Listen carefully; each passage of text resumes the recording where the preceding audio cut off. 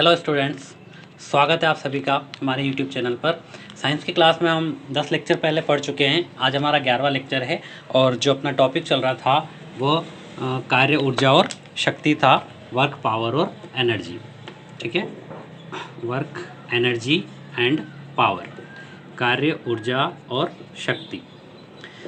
ये चैप्टर अपन पढ़ रहे थे एंड इस चैप्टर के 2 लेक्चर मैं पहले पढ़ा चुका हूँ। आज इसका थर्ड पार्ट है। लास्ट क्लास में अपन ने बात करी थी इससे रिलेटेड की ऊर्जा के प्रकार के बारे में अपन पढ़ रहे थे। स्थितिज ऊर्जा, गतिज ऊर्जा, ठीक है, ये दोनों जो थे ये यांत्रिक ऊर्जा के प्रकार थे जिनको अपन ने देखा था।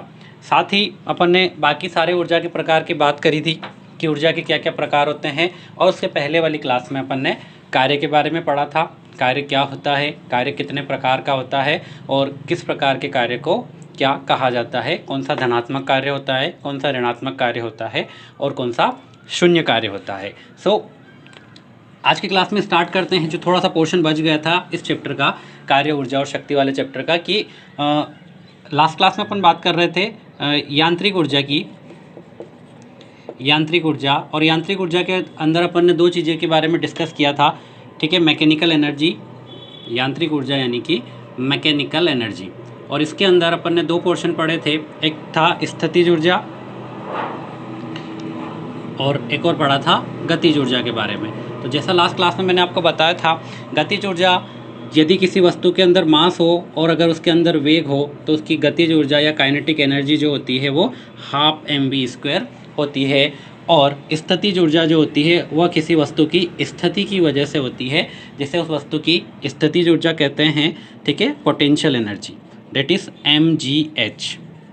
ठीक है, तो यह दोनों फॉर्मूले आपको याद रखना है। कई बार इस पर कुछ बेसिक से क्वेश्चन आ जाते हैं। ठीक है, और इस स्थितिज ऊर्जा में g का यूज़ होता है, यानी कि गुरुत्व के अगेंस्ट किसी चीज़ को ले जाने के लिए भी आपको कुछ कार्य करना पड़ता है, तो इसे गुरुत्वीय स्थितिज ऊर्जा भी कहा जाता है। गुरुत्वीय स्थितिज ऊर्जा, ठीक है, gravitational potential energy, gravitational potential energy, gravitational potential energy भी से कहते हैं। और काइनेटिक एनर्जी, यदि किसी वस्तु के पास मास होता है और उसके अंदर वेग होता है तो उस वस्तु की काइनेटिक एनर्जी जो होती है वो हमेशा 12 mv² होती है। ठीक है, यहाँ तक अपन ने लास्ट क्लास में डिस्कस किया था। इससे आगे कुछ बात करते हैं और ये 2 फार्मूले आपको याद रखना है। इस पर कुछ बेसिक से क्वेश्चन आपसे पूछे जाते हैं। देखिए, मैंने आपको लास्ट क्लास में एक चीज़ बताई थी कि जब भी कोई वस्तु ऊपर से नीचे की तरफ गिरती है, ठीक है, ऊपर से ये यहाँ पर कुछ हाइट पर थी, लेट सपोज h, और यहाँ पर रुकी हुई थी, तो इस कंडीशन में इसके पास इसकी स्थितिज ऊर्जा थी, क्योंकि वो के पास वेलोसिटी नहीं है। वेलोसिटी नहीं है, ये वस्तु अगर स्थिर है, रेस्ट में है, ठीक है, स्थिर है या रेस्ट वाली अवस्था में है, तो इस कंडीशन में इसके पास क्या होगी, इसके पास ओनली पोटेंशियल एनर्जी होगी, स्थितिज ऊर्जा होगी, पोटेंशियल एनर्जी होगी। जब यह ऊपर से नीचे की तरफ गिर रही होगी तो यह ऊर्जा क्या होगा, उसके ऊपर जी अप्लाई हो रहा है, नीचे की तरफ लगने वाला बल, गुरुत्वाकर्षण बल, जो इसकी नीचे की तरफ खींचेगा इसको, तो नीचे की तरफ खींचने से इसकी क्या होगी, वेलोसिटी जो है वो बढ़ती जाएगी, क्योंकि इसमें एक्सेलरेशन आ जाएगा। कौन सा acceleration? Acceleration due to gravity, गुरुत्वाकर्षण की वजह से फोर्स लगेगा। फोर्स लगता है तो आपको पता है वेग बढ़ता है, तो धीरे धीरे नीचे आएगा तो आपकी इसकी वस्तु की वेलोसिटी बढ़ने लगेगी, यानी कि इस वस्तु के अंदर कौन सी एनर्जी आ जाएगी, काइनेटिक एनर्जी। और जब ये इसके टकराने वाला होगा, जस्ट टकराने से जस्ट पहले की अगर बात करेंगे तो हाइट क्या हो जाएगी, बिल्कुल अप्रोक्सीमेट टू 0 हो जाएगी, यानी कि इसकी पोटेंशियल एनर्जी जो है mgh के अकॉर्डिंग क्या हो जाएगी, 0 हो जाएगी। तो पूरी की पूरी पोटेंशियल एनर्जी और यहाँ पर इसकी वेलोसिटी जो है, वेलोसिटी क्या होगी, मैक्सिमम होगी। तो वेलोसिटी मैक्सिमम होगी तो पूरी की पूरी पोटेंशियल एनर्जी किस में कन्वर्ट हो जाएगी, काइनेटिक एनर्जी में। किस में कन्वर्ट हो जाएगी, काइनेटिक एनर्जी में, गतिज ऊर्जा में। पर जब ये टकराती है तो आपने देखा यह वस्तु स्थिर हो जाती है। जब आप किसी वस्तु को छोड़ते हैं तो वो नीचे टकराकर वहीं पर रुक जाती है, यानी कि काइनेटिक एनर्जी क्या हो गई, टकराने के बाद काइनेटिक एनर्जी तो 0 हो गई। तो काइनेटिक एनर्जी 0 हो गई तो क्या निकल के आएगा, साउंड एनर्जी निकल के आती है, वहाँ से साउंड जनरेट होता है, यानी कि वह काइनेटिक एनर्जी एक तो साउंड में जनरेट हो जाएगी और कुछ ऊष्मा एनर्जी के रूप में भी निकलेगी, ऊष्मा के फॉर्म में, यानी कि वह जगह गर्म हो जाएगी या वस्तु गर्म भी हो जाएगी, तो साउंड एनर्जी और हीट एनर्जी के फॉर्म में वह ऊर्जा कन्वर्ट हो जाती है। तो आप देख रहे हैं कि पोटेंशियल एनर्जी काइनेटिक में कन्वर्ट हुई, काइनेटिक एनर्जी साउंड एनर्जी में कन्वर्ट हुई और कुछ पार्ट हीट एनर्जी में भी कन्वर्ट हुआ। तो यही ऊर्जा संरक्षण भी होता है कि ऊर्जा हमेशा एक रूप से दूसरे रूप में कन्वर्ट होती है, बदलती रहती है, ठीक है। और टोटल ऊर्जा जो है वो हमेशा नियत होती है, किसी भी निकाय की कुल ऊर्जा जो है वो हमेशा कांस्टेंट होती है। आप इस पॉइंट पर देखेंगे तो ओनली पोटेंशियल एनर्जी है, अगर आप बीच में कहीं कोई पॉइंट लेकर इस पर बात करेंगे तो यहाँ पर potential energy plus kinetic energy दोनों होगी। जब आप लास्ट पॉइंट पर आ जाएंगे तो यहाँ पर अगर पोटेंशियल एनर्जी 0 हो गई तो पूरी की पूरी काइनेटिक एनर्जी की वैल्यू जो है वो बढ़ जाएगी। यानी कि किसी भी निकाय की जो टोटल ऊर्जा है, कुल ऊर्जा है, वो हमेशा क्या रहती है, कांस्टेंट रहती है, नियत रहती है। यही ऊर्जा संरक्षण का नियम है। साथ ही इसके आगे देखते हैं, इस दोनों के बीच में आपको एक रिलेशन देखने को मिलता है जिसका क्वेश्चन आपको जनरली कई बार देखने को मिलता है, संवेग और गतिज ऊर्जा में संबंध। संवेग और गतिज ऊर्जा में संबंध और इनसे रिलेटेड कुछ पॉइंट्स होंगे, जैसे कि इसको इंग्लिश में कहते हैं momentum and that is kinetic energy. तो संवेग और गतिज ऊर्जा में क्या संबंध होगा इसकी बात करते हैं। देखिए, संवेग जो होता है इसे P से डिनोट करते हैं और यह होता है मास इनटू वेलोसिटी। और काइनेटिक एनर्जी जो होती है दैट इज़ हाफ mv², ठीक है। तो यदि सपोज करते हैं कि किसी वस्तु का मास m है, ठीक है, और उसकी काइनेटिक एनर्जी ke है। यदि किसी वस्तु का मास, ठीक है, if mass of a body is m,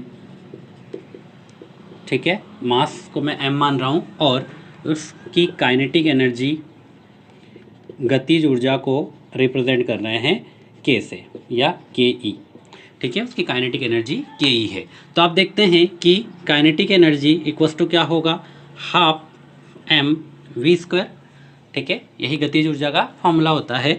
तो kinetic energy equals to half, अब अगर यहाँ एक m का और मल्टीप्लाई हो जाए, देखिए मैं यहाँ पे ऊपर नीचे एक m का मल्टीप्लाई कर रहा हूँ, ठीक है, तो ये बन जाएगा m²v²/m, हाफ m²v²/m। तो काइनेटिक एनर्जी इक्वल्स टू क्या आएगा, हाफ इंटू 2m और m इंटू वी का होल स्क्वायर, और आपको पता है कि p जो होता है वो क्या होता है, m इंटू वी होता है। p यानी कि आपका संवेग जो होता है वो मास इंटू वेग के बराबर होता है। तो यहाँ से आप कह सकते हैं कि काइनेटिक एनर्जी क्या हो जाएगी, p²/2m। यहाँ से आपकी काइनेटिक एनर्जी किसके इक्वल आ जाएगी, p²/2m, या फिर आप कह सकते हैं कि p² equals to 2m into kinetic energy. तो p इक्वल्स टू क्या हो जाएगा, √2m काइनेटिक एनर्जी। यही आपका काइनेटिक एनर्जी और संवेग के बीच में रिलेशन होता है, यानी कि P equals to √2mk। It is relation between momentum and kinetic energy of a body, ठीक है। मोमेंटम और काइनेटिक एनर्जी के बीच में यह एक रिलेशन होता है, P इक्वल्स टू √2mk। अब इस पर बेस्ड कुछ पॉइंट्स देखने को मिलते हैं एग्ज़ाम में कि लेट सपोज, यदि पहला पॉइंट नोट करके लिख लीजिएगा, यदि दो वस्तुओं का संवेग बराबर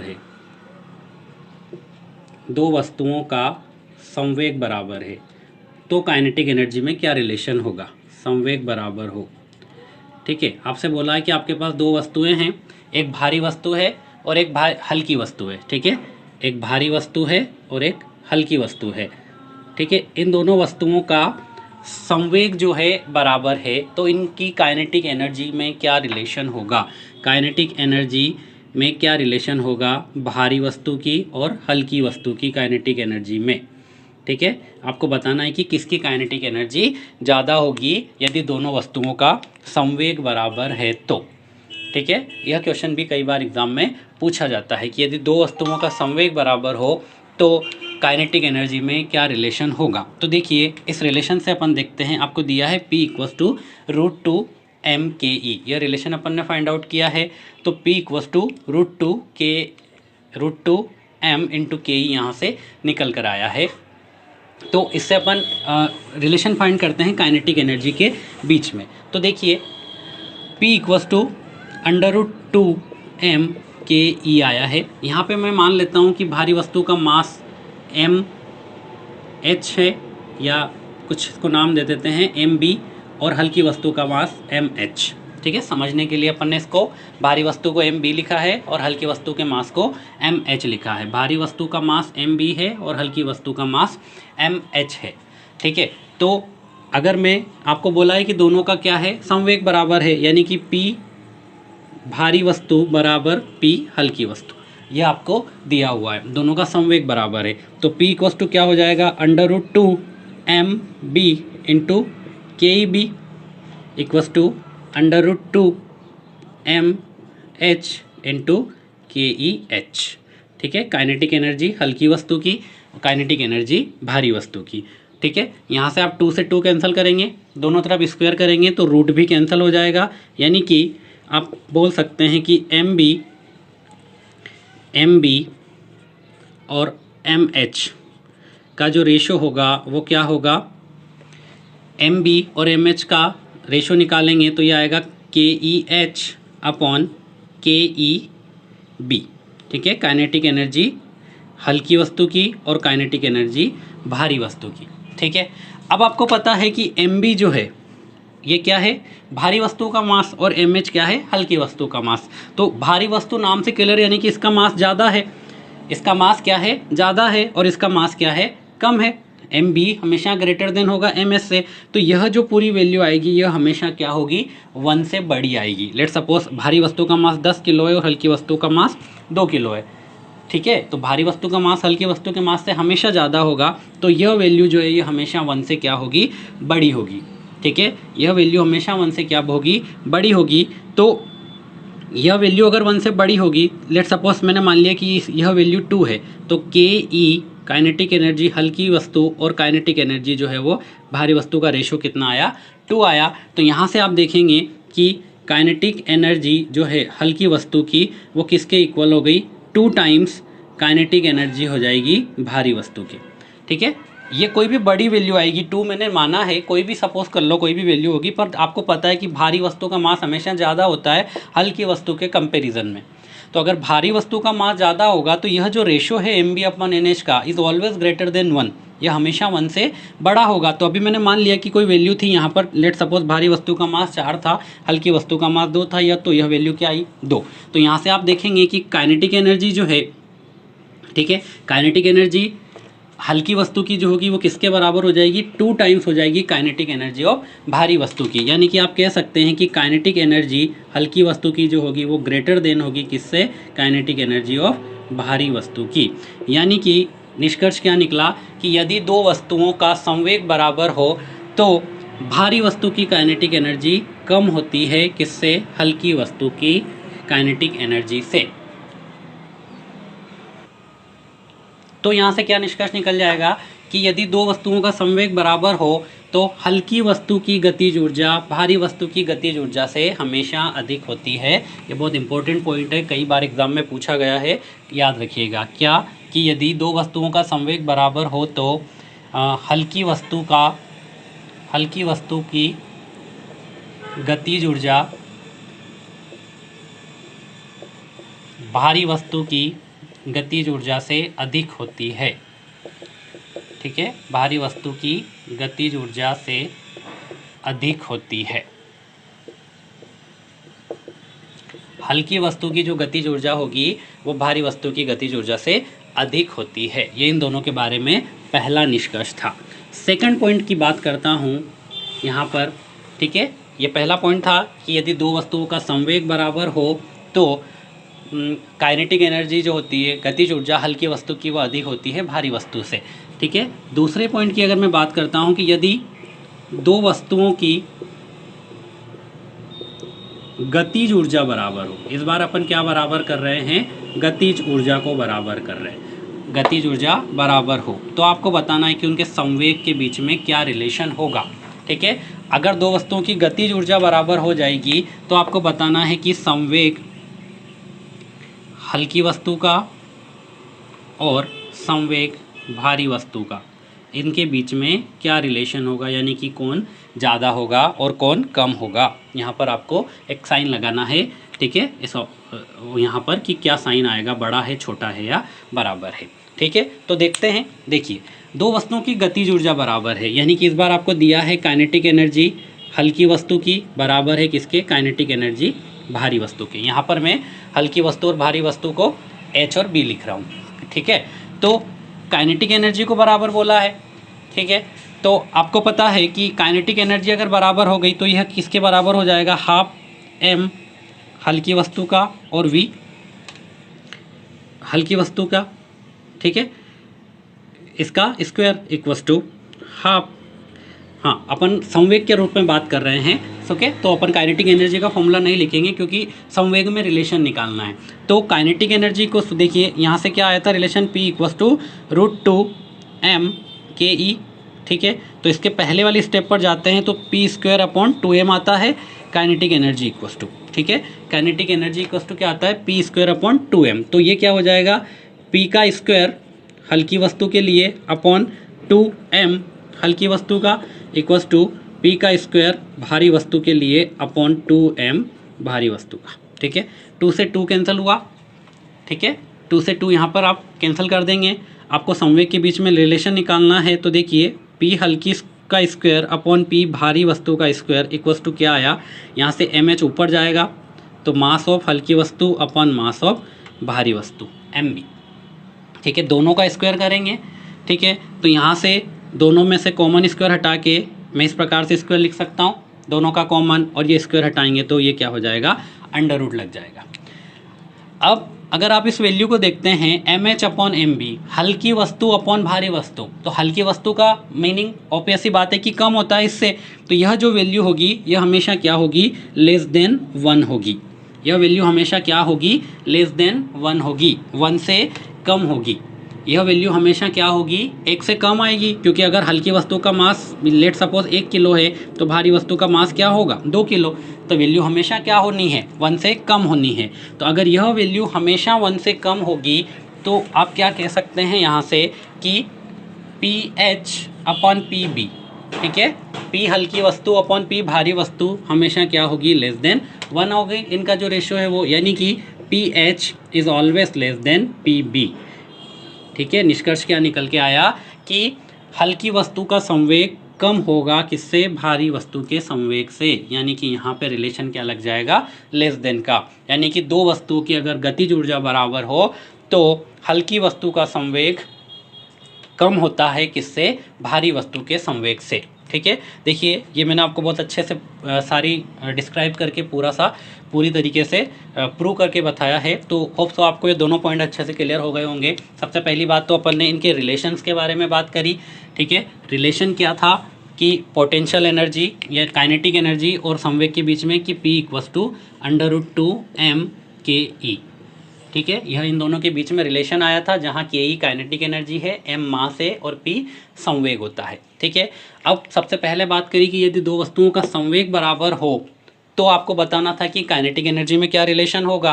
तो यदि दो वस्तुओं का संवेग बराबर होता है तो भारी वस्तु की काइनेटिक एनर्जी कम होती है किससे, हल्की वस्तु से, या ऐसा कह सकते हैं कि हल्की वस्तु की गतिज ऊर्जा भारी वस्तु की गतिज ऊर्जा से अधिक होगी। दूसरा पॉइंट, यदि गतिज ऊर्जा बराबर हो जाए दो वस्तुओं की तो संवेग में क्या रिलेशन होगा।